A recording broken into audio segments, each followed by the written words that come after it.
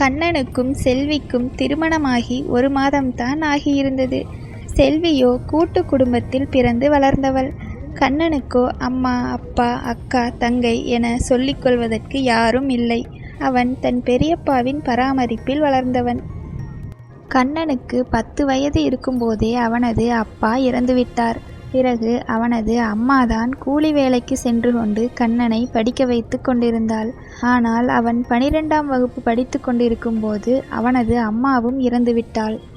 தன் அம்மா இறந்ததை இன்னும் கண்ணனால் தாங்கிக் கொள்ளவும் முடியவில்லை, மறக்கவும் முடியவில்லை. கண்ணா, நெஞ்சு வலிக்குதடா, என்னால் வலி தாங்கவே முடியவில்லை என அவள் கூறிய கடைசி வார்த்தைகள் இன்று நினைத்தாலும் மனதை பதைபதைக்க வைக்கிறது. அன்றிலிருந்து அவன் பெரியப்பாதான் கண்ணனை கவனித்து கொண்டார். இவனும் தன் பெரியப்பா மீது மிகுந்த மரியாதை வைத்திருந்தான். ஆனால் கண்ணனின் பெரியப்பா அவன் மீது காட்டிய அன்பில் சிறிது சுயநலமும் கலந்திருந்தது என்றுதான் சொல்ல வேண்டும். ஏனெனில் பெரியப்பாவோ வேலை விஷயமாக அடிக்கடி வெளியூர் சென்று விடுவார். அவருக்கோ 2 பெண் பிள்ளைகள். அதனால் அவர் வெளியூர் செல்லும் போதெல்லாம், கண்ணா, வீட்டில் அக்காவும் பெரியம்மாவும் தனியாக இருப்பாங்க, நீ கொஞ்சம் அவர்களை பார்த்துக்கொள் என கூறிவிட்டு கிளம்பி விடுவார். கண்ணனும் பெரியப்பாவின் வீட்டில் தங்கிக் கொள்வான். அங்கு இருக்கும்போதெல்லாம் பெரியப்பாவின் மகள்கள் இருவரும் கல்லூரிக்கு செல்வதை ஏக்கத்துடன் பார்த்து கொண்டிருப்பான். நம்மால் கல்லூரிக்கு சென்று படிக்க முடியவில்லையே என மனதிற்குள் நினைத்து வருந்திக் கொள்வான். அவனது பெரியம்மாவோ அன்பாக பேசுவதைப் போல நடித்து நடித்து கண்ணனை நன்றாக வேலை வாங்கிக் கொள்வாள். பாசத்திற்காக ஏங்கிக் கொண்டிருந்த கண்ணனோ அதை உண்மை என நம்பி அனைத்து வேலைகளையும் செய்வான். இப்படி இருக்கும் சூழ்நிலையில்தான் கண்ணன் அவனது ஆசிரியரை சந்தித்தான். அவரும், கண்ணா, நீ நன்றாக படிக்கிற பையன், உன் வாழ்க்கை வீணாக போய்விடக்கூடாது. அதனால் உன்னை ஒரு தொழிற்கல்வி மையத்தில் சேர்த்து விடுகிறேன். நீ நன்றாக படித்து ஒரு நல்ல நிலைமைக்கு வர வேண்டும் என்றார். கண்ணனுக்கோ அவனை அறியாமல் கண்ணீர் எட்டி பார்த்தது. பிறகு ஆசிரியரை பார்த்து, ஐயா, நானே சாப்பாட்டுக்கு கூட வழியில்லாமல் இருக்கிறேன். நான் எப்படி மேல் படிப்பு படிப்பது என்றான். அதற்கு அவரும், கண்ணா, நீ பணத்தை பற்றி கவலைப்படாதே. உன்னை போன்றவர்களுக்காக உதவி செய்வதற்கு சில நல்ல உள்ளங்களும் உள்ளனர். நான் அவர்களிடம் உன்னை அறிமுகப்படுத்தி வைக்கிறேன் என்றார். ஆசிரியரின் வார்த்தைகளை கேட்ட பின்பு கண்ணனுக்கு ஒரு தைரியம் பிறந்தது. பிறகு கண்ணனும் தொழிற்கல்வி மையத்தில் சேர்ந்து படிக்க ஆரம்பித்தான். கண்ணன் கல்லூரிக்கு செல்வது அவனது பெரியப்பாவுக்கு சுத்தமாக பிடிக்கவில்லை. கண்ணன் படித்து ஒரு நல்ல வேலைக்கு சென்றுவிட்டால் நம்மை மதிக்க மாட்டான் என நினைத்தார். அதனால் அடிக்கடி அவனிடம், கண்ணா, இன்றைக்கு எனக்கு ரொம்ப உடம்பு முடியல, தோட்டத்தில் நிறைய வேலை கிடக்கிறது, என்ன செய்வதென்றே தெரியவில்லை, எனக்கு ஒரு ஆம்பளை புள்ள இருந்திருந்தா எனக்கு ஒத்தாசையா இருந்திருப்பான் என நைசாக பேசுவார். கண்ணனும் அவர் நடிப்பை உண்மை என நம்பி, பெரியப்பா, உங்கள் மகன் நான் இருக்கிறேன், நான் வேண்டுமானால் இன்று லீவு போட்டுவிட்டு தோட்டத்தை கவனித்து கொள்கிறேன் என கூறுவான். அதற்கு பெரியம்மாவும், இல்லப்பா, நீ நல்லா படிக்கிற பையன், உன் படிப்பு வீணாக போய்விடக்கூடாது என கூறிவிட்டு நீலிக்கண்ணீர் வடிப்பாள். கண்ணனும், பெரியம்மா, நீங்க கவலைப்படாதீங்க, ஒரு நாள் லீவு போடுவதால் மட்டும் என் படிப்பு கெட்டு போய் விடாது என கூறிவிட்டு வேலை செய்வான். ஆனால் இது ஒரு நாள் மட்டும் நடப்பது இல்லை, அடிக்கடி நடப்பதுதான். கண்ணன் நன்றாக படிக்கும் பையன் என்பதால் லீவு போட்டாலும் எப்படியோ நன்றாக படித்து விடுவான். இப்படியே நாட்களும் உருண்டோடியது. கண்ணனும் படித்து முடித்த கையோடு வேலையும் கிடைத்துவிட்டது. தனக்கு வேலை கிடைத்த விஷயத்தை சந்தோஷமாக தன் பெரியப்பாவிடம் கூறினான். அவரோ, இவன் நல்லா படிக்காம ஃபெயில் ஆகிவிடுவான், நம்ம காலை சுத்திக்கிட்டு இங்கேயே கிடப்பான் என நினைத்தால் இப்படி ஆகிவிட்டதே என மனதிற்குள் நினைத்து கொண்டு, ஓ, வேலை கிடைத்து விட்டதா, சந்தோஷம் என்றார். அதன் பிறகு கண்ணனை கண்டு கொள்ளவே இல்லை. கண்ணனும் ஏன் பெரியப்பா பேசாமல் இருக்கிறார் என நினைத்து கொண்டு, ஏன் பெரியப்பா சோகமாக இருக்கிறீர்கள் என்றான். அதற்கு அவரும், அது ஒன்றும் இல்லப்பா, உன்னோட பெரிய அக்காவுக்கு கல்யாணம் நிச்சயமாகிவிட்டது, நீயும் வேலைக்காக வெளியூர் சென்று விடுவாய், நான் ஒருவனே எப்படி கல்யாண வேலைகளை சமாளிப்பது என யோசித்தேன் என்றார். அதற்கு கண்ணனும், பெரியப்பா, நான் வேலையில் சேர்வதற்கு இன்னும் 1 மாதம் இருக்கிறது, அதற்குள் அக்காவின் திருமணம் நடந்தே முடிந்துவிடும், நான் பார்த்து கொள்கிறேன், கவலைப்படாதீர்கள் என்றான். பின்பு பெரியப்பாவின் பெரிய மகள் திருமணத்திற்காக ஓடி ஓடி வேலை செய்து கொண்டிருந்தான். திருமணம் முடிந்த உடனே வேலையில் சேர்ந்து விட்டான். தான் வேலை செய்யும் இடத்தில்தான் முதலாக செல்வியை சந்தித்தான். ஆரம்பத்தில் நண்பர்களாக பழகிக்கொண்டவர்கள் காலம் போக போக காதலர்களாக மாறிவிட்டனர். கண்ணனுக்கு அம்மா அப்பா யாரும் இல்லை என்பதால் அவன் மீது மிகவும் பாசம் காட்டினாள் செல்வி. கண்ணனும் தன் உயிரினும் மேலாக செல்வியை நேசித்தான். ஆனால் செல்வியின் பெற்றோர்களோ இவர்கள் காதலுக்கு எதிர்ப்பு தெரிவித்தனர். பின்பு எப்படியோ கெஞ்சி கூத்தாடி சம்மதம் வாங்கிவிட்டாள் செல்வி. கண்ணனும் தன் பெரியப்பாவிடம் செல்வியை பற்றி கூறினான். பெரியப்பாவிற்கோ அதிர்ச்சியில் வார்த்தைகளே வரவில்லை. இவனுக்கு சொத்து பத்து எதுவுமே இல்லை, தினமும் வேலைக்கு போய் சாப்பிட்டு கொண்டிருக்கிறான். இவனையெல்லாம் யார் திருமணம் செய்து கொள்ளப் போகிறார்கள்? கடைசி வரை நமக்கு உதவியாக இருப்பான் என நினைத்தால் இப்படியாகிவிட்டதே நிலைமை என யோசித்தார். உடனே கண்ணனும், என்ன பெரியப்பா, எதுவுமே பேசாமல் இருக்கிறீர்கள், என் மீது ஏதாவது கோபமா என்றான். அதற்கு பெரியப்பாவும், உன் மீது எனக்கென்ன கோபம்? நம்ம ஜாதி சனத்தில் ஒரு நல்ல பொண்ணா பார்த்து உனக்கு கல்யாணம் பண்ணி வைக்கலாம்னு நானும் உன் பெரியம்மாவும் பேசி கொண்டிருந்தோம். ஆனால் நீயே பெண்ணை பார்த்து முடிவு செய்து விட்டாய். அதைத்தான் யோசித்தேன், வேறொன்றும் இல்லை. மற்றபடி எங்களுக்கு திருமணத்திற்கு சம்மதம்தான் என்றார். பின்பு கண்ணன் மற்றும் செல்வியின் திருமணமும் சிறப்பாக நடந்து முடிந்தது. பெரியப்பாவும் பெரியம்மாவும் கண்ணனிடம் நடிப்பதைப் போலவே செல்வியிடமும் பாசமாக இருப்பதைப் போல நடித்து கொண்டிருந்தனர். ஆனால் செல்வியோ மிகவும் புத்திசாலி. திருமணமான சில நாட்களிலேயே இவர்களின் உண்மை முகத்தை அறிந்து கொண்டாள். பின்பு தன் கணவன் பெரியப்பா பெரியம்மா மீது வைத்திருக்கும் அளவு கடந்த பாசத்தை எண்ணி கவலைப்பட்டாள். செல்வி அவர்களை பற்றி ஏதாவது சொல்ல ஆரம்பிக்கும் போதே, என் பெரியப்பா ரொம்ப நல்லவர், அவர்தான் அனாதையாக இருந்த என்னை அன்பாக பார்த்து கொண்டார் என கூறிவிடுவான். அதையும் மீறி செல்வி ஏதாவது கூறினால் அவர்களுக்குள் சண்டைதான் வந்ததே தவிர கண்ணன் எதையும் நம்புவதாய் இல்லை. இப்படி இருக்கும் சூழ்நிலையில்தான் செல்வி கர்ப்பமாக இருக்கும் செய்தி தெரிய வந்தது.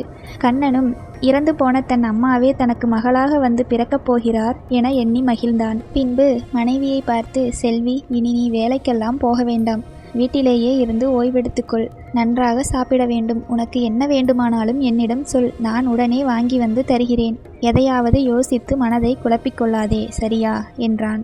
செல்வியும் சரிங்க என்றாள். கண்ணனும் இந்த சந்தோஷமான செய்தியை பெரியப்பா பெரியம்மாவிடம் கூறினான். அவர்களோ, ரொம்ப சந்தோஷம்பா, மருமகளை நீ நல்லா பார்த்துக்கொள் என அன்பாக பேசுவதைப் போல் பேசிவிட்டு கண்ணன் சென்றவுடனே கண்ணனையும் செல்வியையும் பற்றி வசைபாட ஆரம்பித்தனர். பெரியப்பாவோ, என்னடி இது, அந்த செல்வி வேற மாசமா இருக்காளாம், அவனுக்குன்னு ஒரு வாரிசு வரப்போகுது, இனி நம்ம சொல்வதையெல்லாம் அவன் எங்கே கேட்கப் போகிறான் என்றார். அதற்கு பெரியம்மாவும், அவங்க ஒற்றுமையா இருந்தா தானே அந்த பையன் நம்ம சொல்வதையெல்லாம் கேட்க மாட்டான், எப்படியாவது அவங்களுக்குள்ள சண்டையை மூட்டிவிட வேண்டும், பிறகு செல்வி கோபித்து கொண்டு அவ அம்மா வீட்டுக்கு ஓடி போய் விடுவாள், இவன் தனியால் ஆகிவிடுவான், அப்புறம் இவன் வேலைக்கும் போக மாட்டான், நமக்கு அடிமையாக இங்கேயே நம் காலை சுற்றி கொண்டே இருப்பான் என்றாள். அதற்கு பெரியப்பாவும், இதைத்தான் இந்த 3 மாதமாக சொல்லிக்கொண்டே இருக்கிறாய், ஒன்றும் நடந்தபாடில்லை என கூறிவிட்டு எழுந்து சென்று விட்டார். ஆனால் பெரியம்மாவோ மனதிற்குள் சதித்திட்டம் தீட்டிக் கொண்டிருந்தாள். இப்படி இருக்கும் சூழ்நிலையில்தான் கண்ணன் மற்றும் செல்வியின் தலை தீபாவளியும் வந்தது. செல்வியின் அம்மா அப்பா இருவரும் புத்தாடை மற்றும் பலகாரங்கள் வாங்கி வந்து கொடுத்து செல்வியையும் கண்ணனையும் தீபாவளிக்கு அழைத்துவிட்டு சென்றனர். கண்ணனின் வீடும் பெரியப்பா வீடும் பக்கத்தில் பக்கத்தில் தான் உள்ளது. அதனால் இங்கு நடப்பதையெல்லாம் பெரியம்மா கவனித்து கொண்டே இருப்பாள். பின்பு 2 நாட்கள் கழித்து தீபாவளியும் வந்தது. செல்வியின் அம்மா வீட்டிற்கு செல்வதற்காக கண்ணனும் செல்வியும் கிளம்பிக் கொண்டிருந்தனர். அப்போது கண்ணனை பார்த்து, ஏங்க, அம்மா வீட்டில் ஒரு 4 நாளைக்கு இருந்து விட்டு வரலாம், என்னோட அண்ணன் ஊரிலிருந்து வருகிறான், தீபாவளி முடிந்த கையோடு அண்ணனுக்கு பொண்ணு பார்க்க போலாம்னு அம்மா சொன்னாங்க, உங்ககிட்டையும் சொல்ல சொன்னாங்க என்றாள். கண்ணனும், ஓ அப்படியா, ரொம்ப சந்தோஷம், 4 நாள் என்ன, 1 வாரம் அங்கேயே இருந்து அனைத்து வேலைகளையும் பார்த்து கொள்ளலாம், சரியா என்றான். செல்வியும் சந்தோஷமாக, சரிங்க, அப்போ 1 வாரத்துக்கு தேவையான துணிகளை எல்லாம் எடுத்து வைக்கிறேன் என கூறிவிட்டு உள்ளே சென்றாள். உடனே கணவனும், நம்ம என்னதான் நல்லா பார்த்து கொண்டாலும் அம்மா வீட்டிற்கு போகலாம்னு சொன்ன உடனே எவ்வளவு சந்தோஷம் என நினைத்து கொண்டான். பின்பு இருவரும் ஊருக்கு செல்வதற்காக கிளம்பி வெளியே வந்தனர். அங்கு வாசலில் பெரியம்மாவோ அழுதபடி அமர்ந்திருந்தாள். கண்ணனும், என்ன பெரியம்மா, ஏன் அழுகிறீர்கள் என்றான். அதற்கு அவளும், இல்லப்பா, நீயும் உன் பொண்டாட்டியும் தல தீபாவளிக்கு ஊருக்கு கிளம்பிவிட்டீர்கள், இப்போ நான் குறுக்கே வரக்கூடாது என்றாள். கண்ணனும், பரவாயில்லை பெரியம்மா, என்ன விஷயம்னு சொல்லுங்க என்றான். அதற்கு அவளும், என் கவலையெல்லாம் என் சின்ன மகளை பற்றித்தான், நம்ம யார்கிட்டையும் சொல்லாமல் ஓடி போய் கல்யாணம் பண்ணி 1 வருஷம் ஆக போகுது, ஆனால் உங்கள் பெரியப்பா இன்னும் அவன் மேலே கோபமாத்தான் இருக்கிறார். இப்போ அவ மாசமா இருக்கலாம். எனக்கு அவளை பார்க்கணும் போல இருக்கு. ஆனா உங்க பெரியப்பா விடமாட்டார். அதனால அவருக்கு தெரியாமல் போய் பார்த்து விட்டு வரலாம் என்று நினைத்தேன். ஆனா நான் தனியா போவதற்கு பதிலாக உன்னையும் அழைத்து கொண்டு போகலாம்னு நினைத்தேன். சரி, பரவாயில்லை, நீ உன் மாமியார் வீட்டுக்கு கிளம்பு, பிறகு பார்த்து கொள்ளலாம் என்றாள். உடனே கண்ணனும், பெரியம்மா நீங்க ஒன்றும் கவலைப்படாதீங்க, நான் செல்வியை கொண்டு போய் அவ அம்மா வீட்டில் விட்டு வந்து விடுகிறேன். நீங்க கிளம்பி ரெடியா இருங்க என்றான். பெரியம்மாவும் சந்தோஷமாக கிளம்பிவிட்டாள். செல்வியோ கோபமாக கண்ணனை முறைத்து பார்த்தபடியே நின்றிருந்தாள். கண்ணனும், செல்வி கிளம்பு, உன்னை உன் அம்மா வீட்டில் விட்டுவிடுகிறேன் என்றான். அதற்கு செல்வியும், இன்னைக்கு நம்ம தலை தீபாவளி, என் அம்மா வீட்டுக்கு செல்வதாயிருந்தால் இருவரும் சேர்ந்துதான் செல்ல வேண்டும், இல்லை என்றால் யாரும் போக வேண்டாம் என கூறிவிட்டு உள்ளே சென்று கதவை பூட்டிக்கொண்டாள். உடனே கண்ணனும், செல்வி இந்த சின்ன விஷயத்திற்கெல்லாம் இப்படி கோபப்படாதே. என் பெரியப்பாவும் பெரியம்மாவும் இல்லை என்றால் என்றோ நான் அனாதையாகி இருப்பேன். இப்போ அவங்க ஒரு உதவின்னு கேட்கும்போது என்னால் எப்படி மறுக்க முடியும்? நான் சீக்கிரமாக வந்து விடுகிறேன், பிறகு ஊருக்கு செல்லலாம் என்றான். உடனே செல்வியும், என்னவோ பண்ணி தொலைங்க என கூறிவிட்டு அழுது கொண்டிருந்தாள். கண்ணனும் கிளம்பி சென்றுவிட்டு இரவு 7 மணிக்குத்தான் திரும்பி வந்தான். பிறகு எப்படியோ செல்வியை சமாதானப்படுத்தி அவள் அம்மா வீட்டிற்கு அழைத்து சென்றான். பிறகு 2 நாட்கள் கழித்து செல்வியின் அண்ணனுக்கு பெண் பார்ப்பதற்காக அனைவரும் கிளம்பி கொண்டிருந்தனர். ஆனால் கடைசி நேரத்தில் கண்ணனின் பெரியம்மா கண்ணனுக்கு போன் செய்து எனக்கு உடம்பு சரியில்லை என நாடகம் ஆடவே அதை உண்மையென நம்பி கண்ணனும் கிளம்பி சென்று விட்டான்.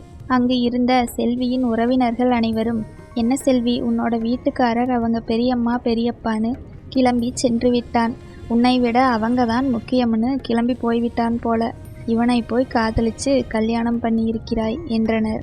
செல்விக்கோ கோபம் தலைக்கேறியது. இருந்தாலும் அதை வெளியில் காட்டிக்கொள்ளாமல், நீங்க நினைக்கிற மாதிரியெல்லாம் இல்லை, அவங்க பெரியம்மாவுக்கு ரொம்ப உடம்பு முடியலை, அதனால நான் தான் அவரை போய் பார்த்துவிட்டு வர சொன்னேன் என கூறிவிட்டாள். அதற்கு செல்வியின் அம்மாவும், செல்வி அவங்க பெரியம்மாவை பார்த்தா அவ்வளவு நல்லவங்க மாதிரி தெரியல, எதற்கும் பார்த்து கொஞ்சம் பத்திரமா இருடி என்றாள். அதற்கு செல்வியும், அம்மா அதெல்லாம் நான் பார்த்து கொள்கிறேன், நீ கவலைப்படாதே என்றாள். பிறகு அண்ணனின் பெண் பார்க்கும் விழாவும் சிறப்பாக நடந்து முடிந்தது. கடைசியாகத்தான் கண்ணனும் வந்து சேர்ந்தான். பிறகு கொஞ்ச நேரம் இருந்துவிட்டு செல்வியை அழைத்து கொண்டு ஊருக்கு கிளம்பிவிட்டான். செல்வியோ கோபத்தில் கண்ணனிடம் எதுவுமே பேசவில்லை. கண்ணனும், செல்வி நீ என்ன சின்ன குழந்தையா, எதற்கு இப்படியெல்லாம் பிடிவாதம் பிடிக்கிறாய்? சின்ன சின்ன விஷயத்திற்கெல்லாம் அதிகமாக கோபப்படுகிறாய். நீ முன்பு போல இல்லை, யார் யாரோ சொல்வதை கேட்டுக்கொண்டு என்னுடன் சண்டை போடுகிறாய் என்றான். அதற்கு செல்வியும், யாரு மாறிவிட்டார்கள், நானா இல்லை நீங்களா? கல்யாணத்துக்கு முன்பு என்னிடம் என்ன சொன்னீங்க? எனக்கு அம்மா அப்பா சொந்த பந்தம்னு எதுவுமே இல்லை, நீ மட்டும்தான் என் உலகம் என்றெல்லாம் சொல்லிவிட்டு இப்போ பெரியப்பா பெரியம்மானு அவங்க கூடவே சுத்துங்க, என்னை விட உங்களுக்கு அவங்க தான் முக்கியம் என்றாள். பதிலுக்கு கண்ணனும் வாக்குவாதம் செய்ய ஆரம்பித்தான். கண்ணனும் செல்வியும் சண்டை போடுவதை ஒளிந்து நின்று ஆனந்தமாக பார்த்து கொண்டிருந்தாள் பெரியம்மா. அப்பாடா, 2 பேரும் நல்லா சண்டை போடுறாங்க, இப்படியே போனால் சீக்கிரம் நம்ம நினைத்த மாதிரியே நடந்துவிடும் என நினைத்து கொண்டாள். பின்பு சில நாட்கள் கழித்து கண்ணன் மற்றும் செல்வியின் வீட்டிற்கு பெரியம்மாவும் பெரியப்பாவும் சென்றனர். கண்ணா, உன்னோட பெரியக்கா பையனுக்கு காது குத்து வைத்திருக்கிறோம். ஒரு தாய் மாமனா உன்னோட மடியில தான் உட்கார வைத்து காது குத்த வேண்டும். நீதான் முன்னாடி நின்று அனைத்தையும் கவனிக்க வேண்டும். 2 பேரும் கண்டிப்பா வந்துவிடுங்கள் என கூறிவிட்டு சென்றனர். உடனே செல்வியும், ஏங்க நீங்க தான் தாய்மாமா முறை செய்ய வேண்டுமாம், அதைத்தான் சொல்லிவிட்டு போகிறார்கள், இனி எங்கு போய் கடன் வாங்குவதோ தெரியவில்லை என்றாள். அதற்கு கண்ணனும், அதை பற்றி உனக்கு என்ன கவலை, நான் பார்த்து கொள்கிறேன், இன்னும் 1 வாரம் இருக்கிறது, பார்த்து கொள்ளலாம் என்றான். பிறகு கண்ணனும் பல இடங்களில் கடன் கேட்டு பார்த்தான், எங்கும் கிடைக்கவில்லை. பின்பு தன் கழுத்தில் இருந்த தங்கச் செயினை பார்த்தான். பேசாமல் இந்த 1 பவுன் செயினை அக்காவின் மகனுக்கு போட்டுவிடலாமா என யோசித்தான். பின்பு செல்வியிடம் சென்று, செல்வி நானும் பல இடங்களில் கேட்டு பார்த்தேன், எங்கும் பணம் கிடைக்கவில்லை, அதனால் என்னோட செயினை கலட்டி போட்டுவிடலாமா என்றான். உடனே செல்வியின் கண்கள் கோபத்தில் சிவந்தன. என்னது, அது உங்களோட செயினா? அது நான் உங்களுக்காக ஆசையாக வாங்கி கொடுத்தது, அதுவும் 2 வருஷமா கொஞ்சம் கொஞ்சமா சேர்த்து வைத்த பணத்தில் வாங்கியது. நான் ஆசையாய் வாங்கி கொடுத்ததை எப்படிங்க உங்களுக்கு கலட்டி கொடுக்க மனசு வந்தது என கூறிவிட்டு அழ ஆரம்பித்தாள் செல்வி. உடனே கண்ணனும், இங்க பாரு செல்வி, மாசமா இருக்கிறப்போ இப்படியெல்லாம் அழக்கூடாது, நான் என்ன வேண்டுமென்றா இப்படி செய்கிறேன், நீயே என்னை புரிந்து கொள்ளவில்லையே, நான் என்ன சும்மாவா கொடுக்கிறேன், நாளைக்கு நம்ம குழந்தைக்கு காது குத்து வைக்கும்போது பெரியப்பா கண்டிப்பாக திருப்பி திருப்பி செய்வார். சாரி செல்வி, நான் என்ன செய்வதென்று எனக்கே தெரியவில்லை என்றான்.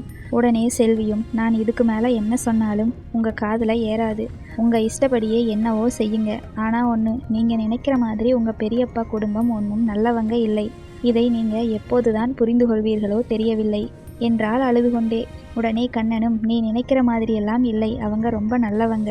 நீதான் அவர்களை தவறாக நினைக்கிறாய். சரி, அதை விடு, கிளம்பு, காதுகுத்துக்கு போகலாம் என்றான். அதற்கு செல்வியும், நீங்க எங்கேயோ போங்க, ஆனால் என்னை மட்டும் கூப்பிடாதீங்க என கூறிவிட்டாள். கண்ணனும் வேறு வழியின்றி தனியாகவே கிளம்பி சென்று விட்டான். செல்வியோ அழுதபடியே அமர்ந்திருந்தாள். அப்போது செல்வியின் செல்போன் இடைவிடாமல் ஒலிக்க ஆரம்பித்தது. செல்வியும் கண்ணீரை துடைத்து கொண்டு போனை எடுத்து, சொல்லுமா என்றாள்.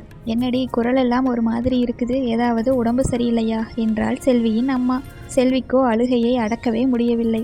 தன் மனதிற்குள் இருந்த அனைத்தையும் கொட்டி தீர்த்து விட்டாள். உடனே அம்மாவும், ஏண்டி அப்போ இத்தனை நாளா எல்லா விஷயத்தையும் என்கிட்ட சொல்லாமல் மறைத்திருக்கிறாய் என்றாள் கோபமாக.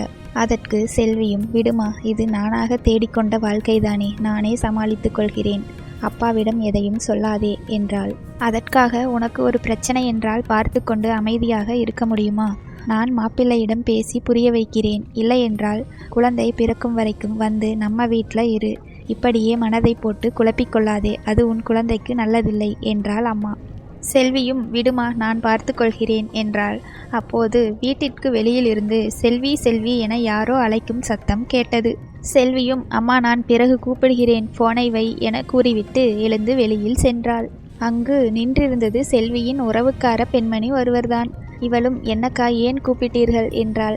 அதற்கு அவளும், செல்வி, காதுகுத்து வீட்டில் ஏதோ ஒரு பிரச்சனை, எல்லோரும் உன் புருஷனை திட்டி தீர்த்து கொண்டிருக்கிறார்கள், நீ கொஞ்சம் சீக்கிரமா போய் பாருமா என கூறினாள். செல்வியும் அவசர அவசரமாக மண்டபத்திற்கு சென்றாள்.